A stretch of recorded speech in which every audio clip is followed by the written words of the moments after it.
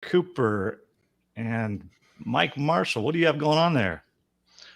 Well, it just doesn't grow in, man. And I have a little bit of beard envy. So, you know, I think it looks completely natural.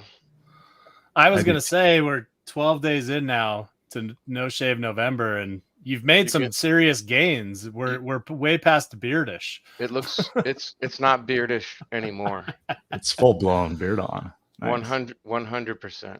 No, I'm just kidding. I'm just kidding, guys. I lost that battle. Let me ask, was it you that gave up, or did the wife just force it on you?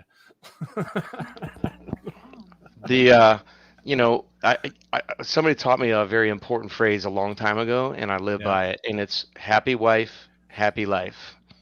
And so yeah, she doesn't like it. It doesn't really grow in, so I'm sorry. I failed in No Shave November, but honestly, I feel so much better. But I want to say you look good. Thank you. Well, the nice thing is you can always put that on anytime you want when you want to go out in public. And exactly. That was exactly my point. Yeah. Right. Well, you inspired me last week. So even though I failed, I actually bought 30 beards.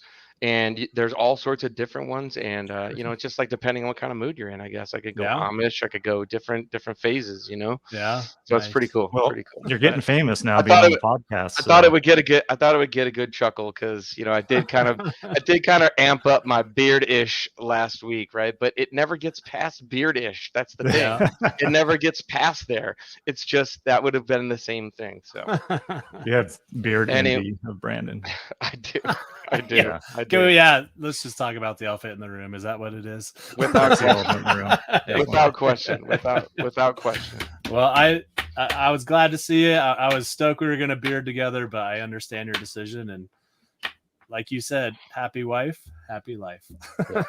That's a wise Absolutely. One. Yeah, no doubt. I'm super excited about the show today, though. So I am too. Let's jump right in. Yeah. All right. Well, everyone, super excited to have back Brandon Apple, COO of Mold Inspection Sciences.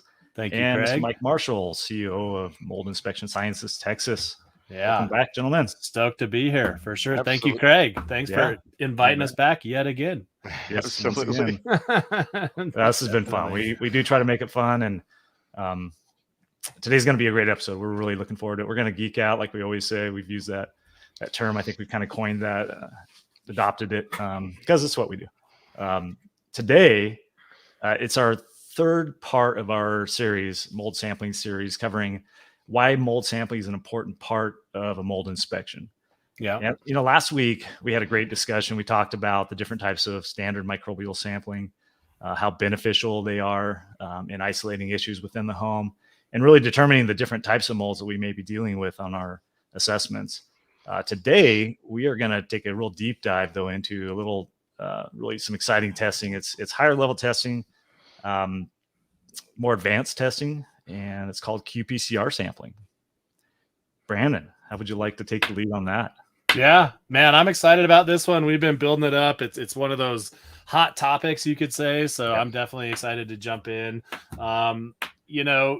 Before we do, though, I like to always give an example. Every time we talk about one of these types of samples, I'm always thinking in my head, like, oh, I remember when that so helped us out, or this or that. So I did want to, just real quickly touch on, a somewhat recent project, actually one we're still continuing to work through.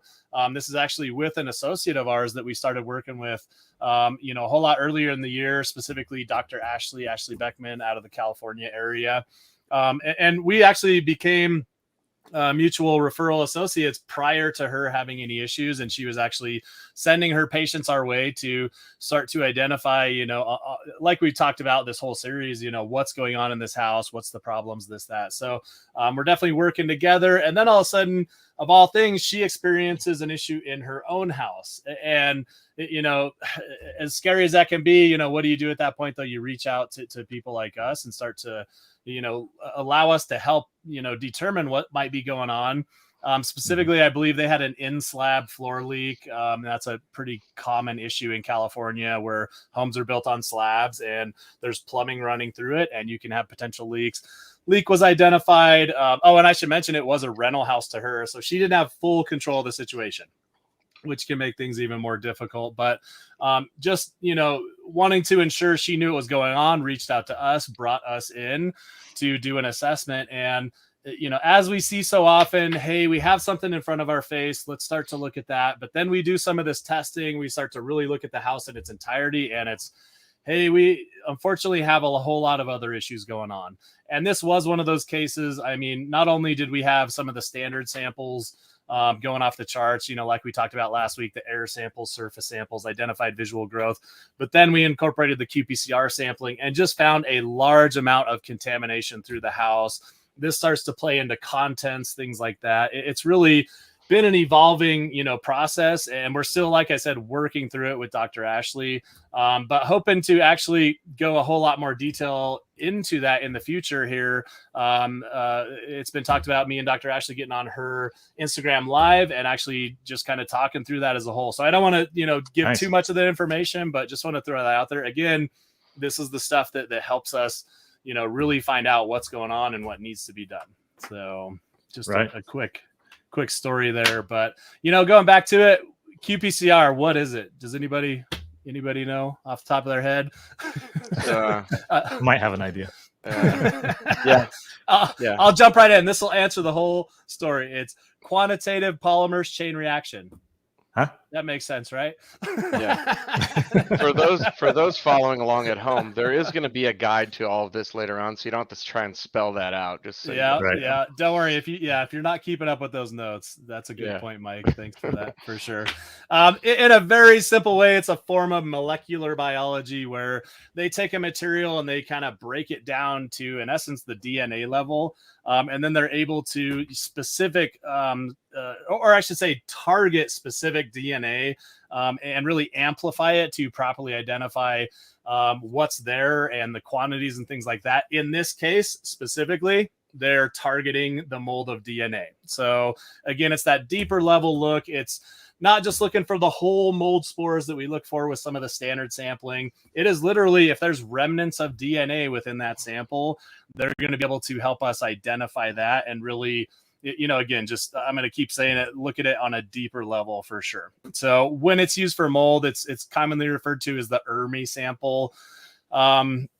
It's in essence going to test for 36 different mold species in that panel. It's going to give us, if they're present and those concentrations. What does ERMI stand for? I get that one a lot. Specifically, it's the Environmental Relative Moldiness Index. And that in and of itself, it's the common term. It's what everyone knows it as. Let's really touch on that real quick, though. What is that? What it goes back to is in the early 2000s, the EPA wanted to do a study on homes and really just start to determine, hey, what might be normal, average, high, low for homes when we test this home in this manner. So they tested approximately 1,000 HUD homes at the time. Back then they were using vacuum cassettes and they were, vacuuming a certain square footage of carpeting and drapery and things like that. And in essence, sending these into the lab to, again, have that Qpcr analysis performed on them. And they started to, really just put a data set together saying, hey, in this survey, this is what we got. This is high, this is low, this is, medium at that time. So they pretty much combined all this up and came up with the ERMI score system, in essence, which is kind of comparing a home to that survey, if that makes sense. So I just got to jump in here because, as we've all, been in the industry for a while, like this is what we hear. And everybody is like, well, the ERMI score is flawed, or the ERMI score is not really what, we should be using. So, can you talk like a little bit more about why that is? And then we don't currently use the ERMI score in our investigations in yours on your side. So maybe touch on that a little bit, because I know that's going to be like the first question. People are like, well, we've heard varying things, right? Yeah, absolutely. Yeah. And you're right. So what's happened over the years is, not to get in too much detail, but the ERMI score, a lot of IEPs or independent environmental specialists, they started to, in essence, rely on the ERMI score in and of itself. And really, what are they doing at that point? They're comparing this house that they're looking at to that original HUD survey. And through the course of the years, it started to become apparent you can't judge a house on the score alone. It can be misleading. So the reality of it is, if an untrained individual is looking at these samples, they very well could be giving bad results from, again, the ERMI score alone. So what you have to start to do is look past the score. Again, if you recall, I said there's, in essence, 36 different mold species that are identified in that sample, and it's going to give us concentrations for each one. So you really have to start to look at those individual mold types, the concentrations, what types of molds they are. Are they the marker spore types? Are they the, cladosporiums that thrive off of, humidity, things like that, and really start to dig into it. And that's how we start to determine if there's a problem. Us as a company, I'm pretty darn proud to say that we obviously started to realize this. I shouldn't say we were the first ones to realize it, but, people that know that you have to look past. So we, being forward thinking, really started to compile, hey, we have our own internal data set. We've been doing this a long time. We've, been on thousands of projects. Let's start to combine all this data. And really, we've created our own database where we can start to look at, when we collect these samples, this is our average, this is our normal, this is our high. And it really gives us that ability to just, give our clients much more detailed information to the effect of, hey, this mold type is high and these are the reasons why, and it's unexpected, and this might correlate with this water damage, and really just in the end, dig into it. But in short, to answer your question, the ERMI score in and of itself can be misleading. But the Qpcr data, the individual mold types, that is invaluable to us in an investigation. So I hope that kind of answers that question for sure. Yeah, for sure. I think it will for a lot of people. I've been talking about this for some time, but I know that's something that would pop in, someone's head right away. And, again, kudos to you guys for, recognizing that, that there is important data in the actual the sampling and the methodology itself that we can use. It's just, again, we talk about it all the time, every case that we come across is individual, it's specific, and figuring out how to use that data best for these types of projects, and then creating our own internal database and basically scoring system, really. What do you guys call it? You guys call it like the Miss ERMI? Like, is it like the mold inspection sciences, or like what are you guys like trademarking that or anything? Like, I have not coined a cool name for it yet. Not yet. Miss ERMI is long. I mean, it's just long. Yeah. I did. Yeah. Internally, though, at least our Qpcr database. That's not quite trademark worthy yet, but we're working on it. Yeah. Yeah. There's no cool acronym, right? Right. Yeah. We'll work on that. Yeah, but again, it goes to the, it goes back to what we talked about, in the last 2 episodes, where like, what are the goals of our client? Like, what information, what data does our client need to get to the solution that they're looking for? And if you're just using one type of sampling, as what you mentioned in the last episode, as kind of like the be all end all of like, this is what we're going to do and this is how we're going to find it. Well, that's not the best methodology in our opinion. You have to dig deeper. You have to figure out, how can I make these tests work for us and for this client, and how can I make this and what is the best sampling strategy? Is it is it the ERMI? Is it the air sampling, or air sampling, ERMI, and surface sampling as a combination, depending on what's going on in each different area? And I think that's where, we kind of set ourselves apart from, some of the consultants that are out there, is that, we're looking for all those solutions. It's not just this cookie cutter method. We come in, we're going to run, a bunch of samples and we'll get back to you. Like, it's never that. No. It's just you have to come up with that individual sampling strategy for every single project and every single client's set of goals. So good stuff. Yeah, thank you. That's true. And the other thing too is that the Qpcr testing also helps not only our clients know if they have potentially contamination in their home and a mold problem, but it really also helps those people who are working with a doctor who have CIRS or who have a mold sensitivity or mold illness. Absolutely. They've been diagnosed with that. Their doctors are actually prescribing this level of testing for their patients' homes, because they need to know what's the level of contamination potentially. And we can't always determine health risk, but what we can determine is whether or not there's an elevated level of certain types of molds that are found in that qPCR analysis. Yep. And if that's the case, then there's a higher level of cleaning of that home that's going to be needed for that patient to be in a healthy environment during their treatment and detox, or whatever the case may be. So it's really something that a lot of people who deal with a mold illness, they've heard of ERMI testing, and it's something we believe really is helpful in getting that big picture. There's another type of testing that's a little bit more modified that some people may hear of, and it's called HERTSME testing. Brandon, do you want to touch on HERTSME testing? Yeah, absolutely. That's a real important thing to touch on for sure.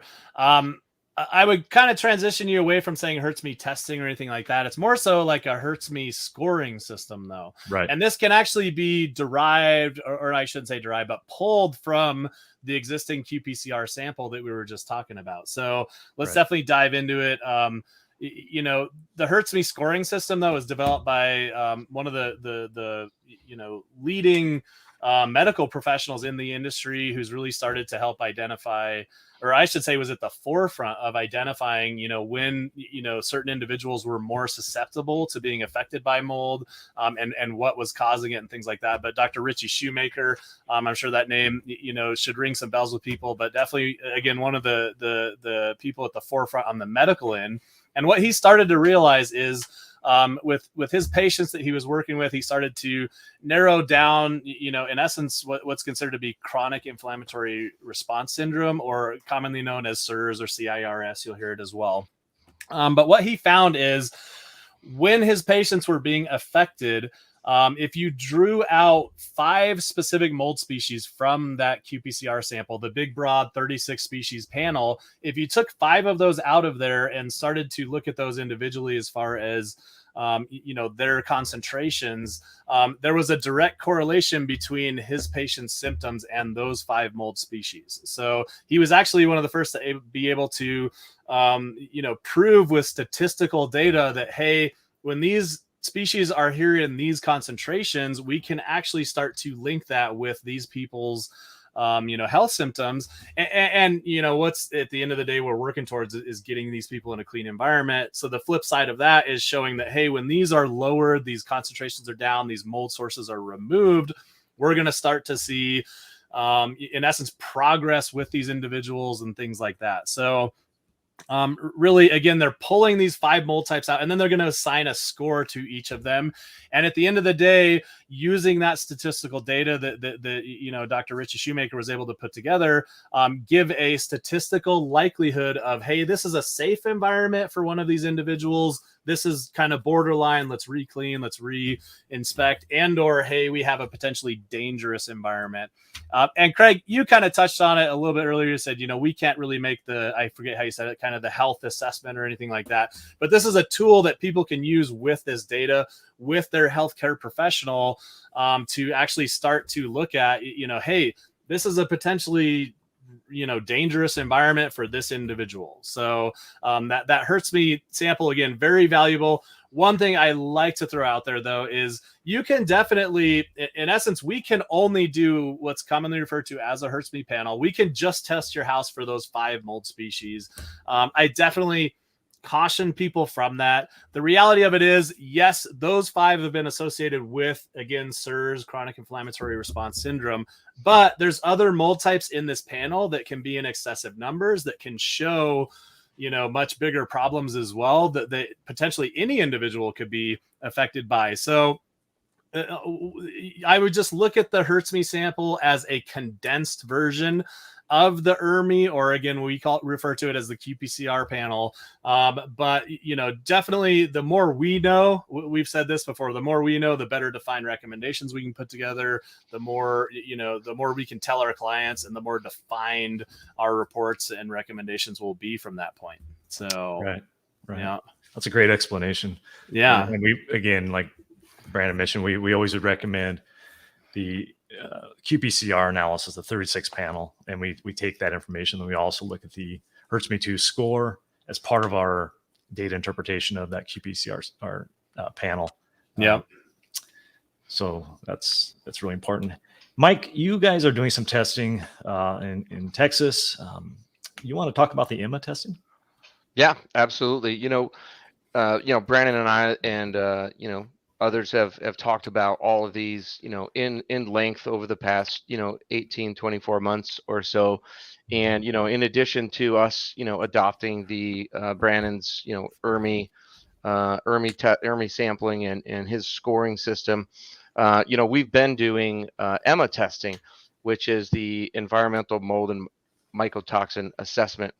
And there's again, there's some differing opinions, let's say, in the industry. And I'll just reiterate that while we're not, I don't agree with any type of testing as being the be all end all. Again, Yep. it's individually specific, it's project specific, it's goal specific, and some of these tests have a little bit more benefit per individual than I think others might have. And you just got to base that off of the client's symptoms and or needs, goals for the project, things like that. I would probably beat that horse to death.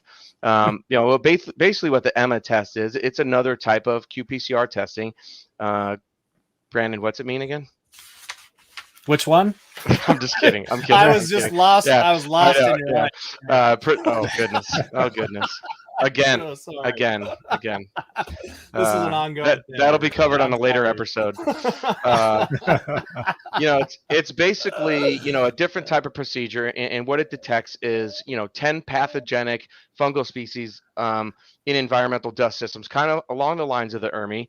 But what more importantly they're testing for is, they've kind of identified, there's hundreds of types of mycotoxins that they've discovered that are out there, but about 16 of them are the ones that are, highly, they produce, they're toxic to humans and animals. Sorry, I lost my thought there. But they've been identified to be toxic to humans and animals, those 16. So that's really what it's testing for. And the benefit we feel of that type of test is when you have someone who is, has a hyper-responsive allergic reaction, or they're, immunocompromised, and they have, even the slightest amount of mycotoxin that could be affected in the air quality, whether it's been there or it's still sporulating, can affect them, as doors moved or as different things move throughout the house. That can really affect those patients. So what the EMA test specifically does is it tests, again, at the DNA level for those 16, 10 molds and 16 mycotoxins. And then they tie that to urinalysis sample, which can then pinpoint whether or not the exposure is happening inside the home or if it's happening somewhere else. Because, that's really what our goal is for those types of patients, and for everyone, I guess, is to determine what the source is and where their exposure is, right? So, and again, I tell both sides of the story, right? So if we get positive results and it matches up to the DNA of what's in the urinalysis sample, then we can, determine that you have an indoor source that's affecting you. And then if we eliminate that, the other side of that is, okay, well, we can continue down the path now of figuring out where that exposure is happening. So for these patients, what it's really about is, removal from the environment that we find to be the exposure source, and then detoxing them, whatever methods that they use. And I'm not a medical doctor, so they use different methods, I'm sure. But then avoiding re-exposure is the bigger thing, right? Because the next step is not only, just getting it out of their system, but if you walk right back into an area that you're getting re-exposed, well, what have you really done? You've really just cleaned your system out temporarily, and now you're re-exposing, right? So getting to the bottom of that, getting those answers is where all of these tests really come together. And that's, why I really appreciate, all of our relationships and the way we communicate and talk about different things, because, we investigate homes across the nation. So what's happening in Ohio may not be what's happening down in Texas at a certain specific time of year, or the same thing in Seattle, or same thing in Orange County. Like, different areas are experiencing different environmental changes. So, just all of us talking our way through those, and we see so many different things, like just about every, you have some projects that are statistically the same, right? But you have some projects that are just, these projects that, as we talk about them all the time, like, wow, we ran into this, and this is what we got from a sampling. And, all of us putting our brains together and talking our way through this is like the real benefit of our complete team and how we get to these solutions, because we don't just have one expert, we have 20, and we all kind of bounce these things off of each other, and that's what they do in a lot of industries, but a lot of companies don't work like this. And no, absolutely. True. And I tell people that, the reality of it is, I don't know every answer. I never will. I feel like a lot of, individuals in our industry, they are truly individuals. They're kind of a one-man show. They're this guy out there, doing what they can, obviously speaking to peers here and there. But with mold inspection sciences as a whole, that's one of the things that I'm truly proud of is if one guy in the industry, in the company doesn't know the answer, somebody does. We have so many high level inspectors, project managers, executive staff. I mean, left and right, we just have somebody who can answer that question. And if we go through all those and still don't know the answer, we'll continue to dig until we do. It's really just digging into these projects. Like you said, there's no one sample. I've heard it said before, when we start to look at a house, you could look at it, or a project, I should say, as it relates to an individual. It's like peeling the layers of an onion. You start to peel and use what you can until you start to get down to it. And hey, we still haven't found it, so let's dig deeper. Let's peel another layer back. Let's do the next thing. Going into your EMA testing, it's, hey, if you have that doctor who's, basing their treatment plan off of that, then absolutely, let's get this testing done. Let's dig in. Let's continue to find out in the end, what is the problem, get it clean, and get these people better in a lot of those scenarios. So I love hearing that for sure. And I think one of the things that, we could work on better as a national industry is that industry collaboration, right? Mm-hmm. I mean, there are some associations. We work on it down here in Texas to kind of bring our industries closer together. But, it's kind of like this. It's been in the past. You guys know, it's kind of like the remediation contractors on one side and the assessment companies on the other. And there's like this, black and this battle going on of we're in the same industry, but collaboration, because it's an ever-changing industry. I mean, we wouldn't have to have all these educational conferences about new things that are being discovered and presented and different things if it wasn't ever changing. And that's the benefit of what we're doing down here, what we do as a company. But I'd really like to see the national industry just take a broader look at that and us all come together a little bit closer and discuss these things. Absolutely. Just tends to be so many differing opinions, and but that's where you get the real solutions. Is that you can have differing opinions, and then you figure out the workarounds or which one's the right one. But it's good stuff. Yeah, absolutely, for sure. Well, all good information, gentlemen. Thank you so much. Any final thoughts, Brandon? I would just tell people, I think you alluded to it earlier, Mike, but we threw a ton of information out there. We are going to be publishing, in essence, kind of a summary or a guide to what we talked about today. So a lot of good information in there. And just going back to, really when you start to ask these questions, hey, I need an assessment done, or I need this, or I need that, feel free to give us a call. Check us out on our website. Find your local number, give us a call, talk to our front end staff is amazing. It's funny. Sometimes people call in and say, they kind of assume whoever answered the phone is just somebody answering the phone. And they say, can I speak to a professional? I absolutely assure you, everybody who answers our phone can answer most of your questions, if not all. So reach out, ask questions, let us, tell us about your situation and let us find out if we can help you from there. That's what we're here for. Absolutely. So, and they can go to our website and look up at this podcast for this episode and get that guide as well. So, you guys want me to finish with the beard? Yes, please do. I think so. A lot of information. I don't know where it went. My cat stole it. Yeah. Oh, it's gone. I'm just, what's coming next week? Oh wait, I found it. I'll be right back. Okay. I'm afraid to ask that. Yeah. If it was this long after 12 days. I'd like to see it braided, maybe. Yeah, I would like that for sure. There we go. Start with the beard. We finish with the beard, right? Yeah. Get the stash. Now everybody knows it's a fake one, though. Yeah. Yeah, I think we all knew. I do. There we go. All right. So from me and our beards, thanks for listening. Appreciate you guys, and look forward to our final episode next week, right? Yeah, next week. All right. Yeah, we're going to be talking next week, same time, same channel.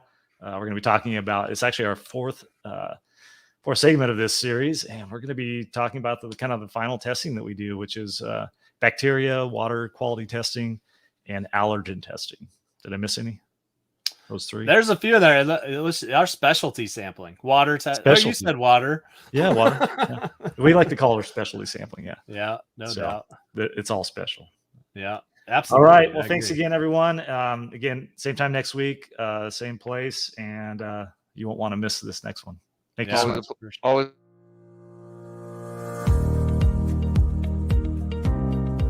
Thank you for joining me today for this episode of the Secret Life of Mold podcast.